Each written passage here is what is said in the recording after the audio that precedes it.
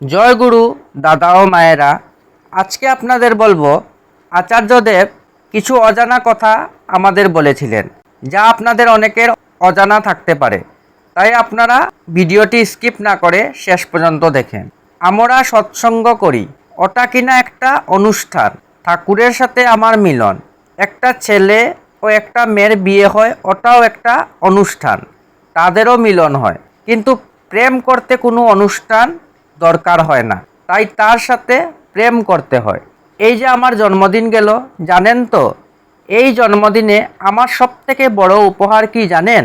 এক দাদা হাঁটতে পারতেন না, খুড়া মানুষ, তাকে আমাদের গুরু ভাইরা মিলে একটা জেরক্সের মেশিন কিনে দিয়ে তাকে একটা দোকান খুলিয়ে দিয়েছেন।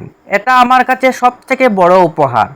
আর একজন অন্ধ মানুষকে এমনইভাবে খুব সাহায্য করেছেন। এগুলোই আমার জন্মদিনের সবথেকে বড় উপহার, আচার্যদেব বলেছিলেন। আরও বলেছেন আচার্যদেব, কখনো কোনো দিন অন্যের জন্য ঝাঁপিয়ে পড়তে ভুলবেন না। যে ছেলে বা মেয়ে বাবা মাকে শ্রদ্ধা করে না, ভালোবাসে না, সে কিভাবে ঠাকুরকে ভালোবাসবে? ছেলে মেয়েদের দিয়ে কিছু করাতে হয়, এরকম বলতে হয় ছেলেকে, বাইরে গেলি বাবার জন্য একটা আলপিনো নিয়ে আসলি না, বাইরে গেলি মায়ের জন্য একটা সেফটি পিনও নিয়ে আসলি না। এমনভাবে বাবা মায়ের জন্য করতে হয়।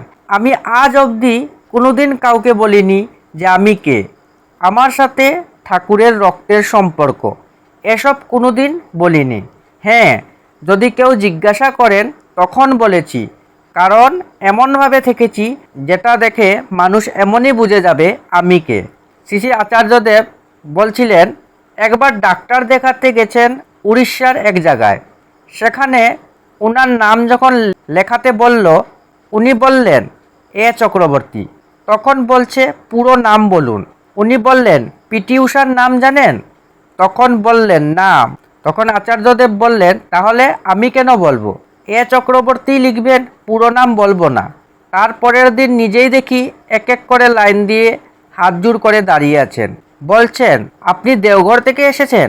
তখন আচার্যদেব বুঝে গেলেন, এমনি জেনে গেছে, বুঝে গেছে সব সময় একটাই ভাব যে তুমি প্রভু, আমি দাস, আর কিছু না।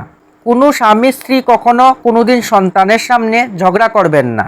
এর থেকে সেই সন্তানকে পায়ে পাথর বেঁধে উঁচু পাহাড় থেকে ছুঁড়ে ফেলে দেওয়া অনেক ভালো হবে। আচার্যদেব বলেছিলেন, আমি সারাদিন এই 2 ঘন্টা, আবার রাতে 3 ঘন্টা বসি, কথা বলি। আমাকে যদি এরকম সারাদিন বসিয়ে বলতে বলা হয়, আমি অক্লান্তভাবে বলে যাব। কারণ আমি এটা অনুভব করি যে আমার পাশে ঠাকুর বসে আছেন, তিনি আছেন আমার সাথে সব সময়। আমি হাঁটতে যাব, তাও ঠাকুর আমার সাথে থাকো। আমি স্নান করব, তাও ঠাকুর আমার সাথে থাকো। আমি ঘুমাবো, তাও ঠাকুর তুমি আমার সাথে ঘুমাও। আপনার বাড়িতে সব ঠাকুরের মানুষ এসে আনন্দ করছে, হই হই করছে, তখন বুঝবেন ঠাকুর ধরে কিছু করেছেন। মায়েরা মাতৃ সম্মেলন করো, ওটা কিন্তু বড় মাকে নিয়ে না। অবশ্যই বড় মার গল্প হবে, প্রসঙ্গ হবে, কিন্তু মাতৃ সম্মেলন হবে ঠাকুরকে কেন্দ্র করে। তিনি মুখ্য থাকবেন, তার সাথে বড় মায়ের প্রসঙ্গ আসতেই পারে। একবার যখন ঠাকুরের মা গত হলেন, তখন সবাই বড় মাকে ধরল যে এবার আপনাকে সামলাতে হবে সব। বড় মাকে নিয়ে যাওয়া হলো। কিছুক্ষণ পর বড় মা বললেন, তোমরা যার জন্য সব কিছু করছো তার ভোগের সময় হয়ে এসেছে, আমাকে এবার যেতে হবে। এর মধ্যে দিয়ে তিনি বুঝিয়ে দিলেন যার জন্য সব কিছু করছো, এই কথায়। আচার্যদেব বললেন, আমি আমার বউকে খুব ভালোবাসি, তার সাথে আমার অনেক প্রেম।